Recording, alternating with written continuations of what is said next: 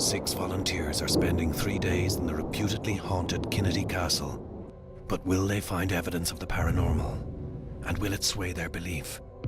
After spooky goings-on at the seance, our 6 amateur ghost hunters now meet the paranormal team. These guys are high-tech, highly trained, and they ain't afraid of no ghosts. Dave, he's on audio. Hi guys. This is Shawnee. Hey. He's on the CCTV. This is Mark. We're all going to be on around with you. Now, this is the Maureen room. Just recently, a couple of people were staying in this room. They heard a baby crying all night, but there was nobody else on the floor. We're going to be doing EVPs, electronic voice phenomenon. We have a small little device, and we're going to place that down, and we're going to do some calling out. When people are doing audio recordings, they tend to ask questions. So I'll say, like, is there anyone present in this room? Yeah. And then you And wait. 15 seconds. Yeah. Okay. Well, the likes of recorders, the majority of the time, if you ask a question, you don't hear anything there, brought back here, But it Dave will analyse there. it, you'll hear it. That's what happens. 90% of the time, that's how it happens. These are heart monitors, okay? If you have a reaction to anything that's going on in there, physical effects on you are very, very real, okay? You guys have to be aware that stuff actually goes on here. And if at any point while you're in there, if you feel any kind of distress, if you feel upset, you get out of the room. It's kind of like hardcore evidence. I think that's what we really need. This is seeing, this is hearing, and we're picking it up That's for what you. need, yeah. Bring it on. Yeah. Ghostbusters. Okay, so Anthony and Sean, you're going to go into the Darcy room. Bernadette and Jean, going to put you in the Geraldine room. And then Nabelia and Glenn, to the Maureen room. The group split up and head to their rooms, where they will have to spend the entire night hoping that the paranormal investigation team are the only ones watching them. This is where we just wait and watch. This room in here? It's Glenn and Nebs in the Maureen room. Give us a sign letting you know you're here. Why don't leave me? Can we sit on the bed? Wait, don't go away from me. By the looks of it, I don't think these guys are going to last because they're getting over spooked. What was that? What was that? He's after leaping across the bed. Look, he's checking his heart monitor. They're reacting big time. The 2 girls in the Geraldine room just seem very, very comfortable, but they're scanning the room. You can see that they're listening and they're moving the cameras around. They're doing everything they need to do.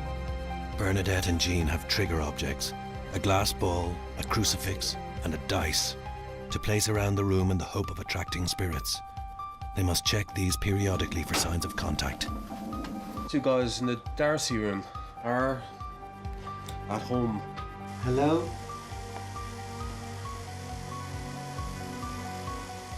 Is anybody with us? But the people who are paired up, I mean, they're all behaving in the same way. The 2 guys are practically mimicking each other, the way they're kind of lying out on the beds beside each other. What? What's in my hair? Really? Yeah. What? It was like someone picked at a bit of hair. Oh no, not the hair. I'm getting shivers. See the way the two of them here, they've come together. They're holding hands. It's the exact same thing as happened in the Geraldine room as well. They're all kind of seeking kind of comfort each other. Is there anybody in the room? Oh my god, did you see that? Turn on. I'm getting out. Go, don't, Nebs. Please, Nebs. I feel really uncomfortable. Nebs! Please. Freaking me out. The guys in the Maureen room aren't very comfortable. They're coming out right now. Oh. You okay? No, she just wanted to get out. I can't do it. If one of the team goes in with you, would you be feeling more comfortable now? Yeah. Yeah? Well, I'll go Want me with to you. win? Oh my god, she freaks me out. All's well. Big Dave will be their protector from the paranormal. First of all, They're going back in. relax. Remember, I'm here, and I won't scare too easily. If there's anybody in this room, can you please come forward and give me a sign? Meanwhile, Shawnee goes to check on Anthony and Sean in the Derby suite. It seems the Hocus Pocus might be playing tricks with Sean's camera. The camera's trying to focus on something that's not there. Some people say that it might be a spirit, maybe not. Other times, you know, people just say, well, it's just a camera going in and out of focus, you know. There's something very odd and airy about that corner. Very aware of it and kind of, I don't know, It feels like It's like there's something there, but you just can't explain It's like it. a stronger vibe than it is over here. What's he doing? Oh, it's okay. I'm just going in here. Ask the spirits in this room to close this door with me in it. What? I ask the spirits to close You ask them. this door. As you can see, my hands is in front of me. Please close the door. Anthony and Sean are too spooked. They're leaving their room to the spirits. There was just random kind of walking, tapping noises There was on random. the opposite side of the room where it was said that most stuff happens. Like. Oh no, I don't want to stay there now. I don't like that room at all, at all. Well, good. Remember, there's nothing in there that can harm you. The test is darkness. I just want to test your spookness. If there's anyone in this room, please make a noise or let us know by some way or form that you're in this room with us or present. It's okay. Big Dave doesn't get scared. I heard that myself. Relax. Relax. Relax. Relax. Relax in there. Yeah, fine. Relax. Remember, spirit people cannot harm you. Not harm. Who the f***s? Well, you did call for a spirit, Dave. Oh, I'm not saying on my own. And I'm not staying in that room, staying Maya. in that room without. If there's a light up, I don't care. If I have to walk home, I'm not staying in that room. Psychologist Celine is called in to counsel our terrified ghost hunters. Glenn feels emotions to all extremes. He feeds off other people's energy. For Nabila, she was looking to confirm her belief that the world is a scary place. She's still very nervous, she's still very scared, which is a pity. Bernadette and Jean have made contact in the Geraldine suite. This is where we placed the ball earlier that we think it actually did move. That ball, we did put the ball down the ground, and now I didn't see it move, but you said it moved today. A tiny bit moved. We put the ball under the counter, got it in the corner. It was just.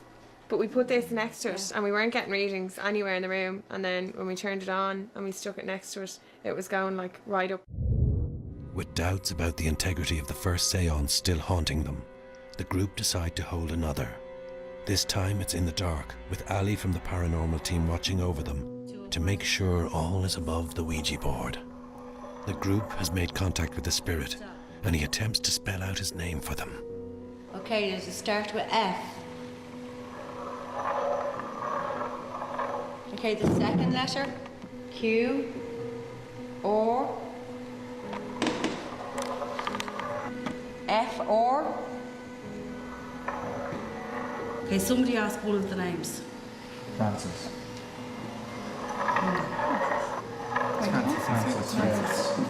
What year were you here?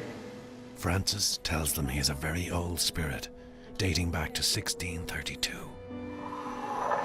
Thank you. Is everybody pretty comfortable? Yeah, no, I Would you like to step out for a bit? No, I'm grand. Are you sure? What? Francis tells the group that he does not want Glenn to leave. Glenn is not flattered. Hey, spirit. What we'll do is we'll just have a short break for a while. Is that okay, Gillian? Yeah. That was the weirdest. The spirits just won't leave Glenn alone. Glenn, you all right? As he ran up the banqueting hall, the spirit that had attached itself to him turned around and smiled at me. So I took after it. Privately, we had to bring Glenn back in and clear him. Okay, I need you to sit in here with me just for a second, all right? What happened with Glenn was he attracted in negative energy that was around him, and it panicked him. When negative energy is around, it can play with emotions and that's quite possibly why Glenn was starting to get upset with the glass divination earlier on in the day. 3 a.m. The group return to their rooms. The night is taking its toll on Jean, who's feeling sick. Okay. Yeah, a little bit tense now. Well, I have been most of the time. It's just, I'm not nervous, just kind of, you know, a little bit freaked. Putting the earlier spooks behind them, they all return to their rooms. Glenn is in cynical mood. It's moments like this when I don't believe. When you're sitting in a room in a haunted castle hotel and nothing's happening. It's when you start to doubt your beliefs. You don't believe in what's going on. Right now all I can think about is sleep. I can't sleep the light off, I'm too scared.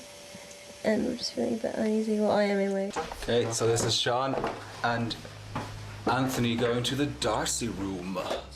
The boys decide to try and make sense of it with another seance. If there's any presence with us, would you please rotate the glass clockwise? If they wish to communicate.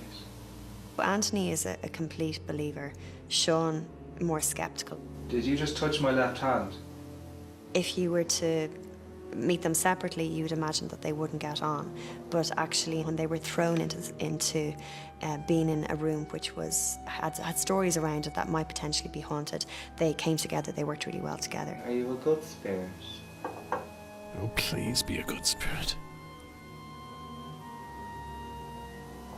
No. Oops, that would be a bad spirit then. He was the first one out of all the ones we've contacted that said that he was not a good spirit. I don't think he wants us to know who he is, so we stopped talking to him.